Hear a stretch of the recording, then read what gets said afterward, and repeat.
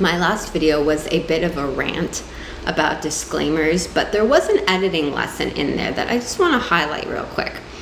When you are editing your writing, you're looking for the parts that will distract the reader, will bore the reader, will confuse the reader. The editing process is your opportunity to serve your reader better by taking out all the extra information that you really don't need. That may seem obvious, but it can be a little vague sometimes of what an editor actually does. So what I want to highlight here is something that you can look for when you are reviewing a draft of your writing and polishing it before you publish your final draft. So what I was getting at in the rant video is that look for places in your writing where you're over-explaining yourself, when you're warning your reader too much, you're giving too many excuses, you're giving too many caveats that don't serve your reader. A disclaimer or a warning will serve your reader if you are protecting them in some way. If you truly need to give them a heads up, a little warning to protect them, that's when disclaimers, warning, caveats really make a lot of sense. But they don't make a lot of sense when you are being just hyper self-aware and hypersensitive and overly concerned about offending someone or excluding someone. Because something that I talked about in that video is excluding someone is not saying that they are bad. It's just your content is not going to be for some people. So there's no reason to make an excuse for that or a disclaimer or a caveat. In that case, it becomes redundant. You can get my full thoughts on that in the last video. I'll put a link in the description box below. But this editing point is going through your draft, and if you are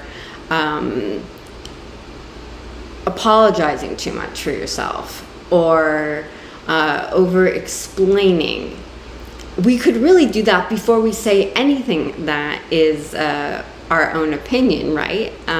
Before every paragraph, we can make an excuse or, just really a walking on eggshells approach to writing. If you want to go extreme with it, we could. Before every sentence I say on any video that I'm making, I could say, well, this is just my point of view, and this is coming from my background, and this is only what I'm thinking in this moment. I can make all those excuses, but isn't that kind of ridiculous? I'm going to the extreme to just show how ridiculous it would be if before every sentence I said, I made some excuse or some disclaimer, and people don't do that, which is why I said it was an extreme case.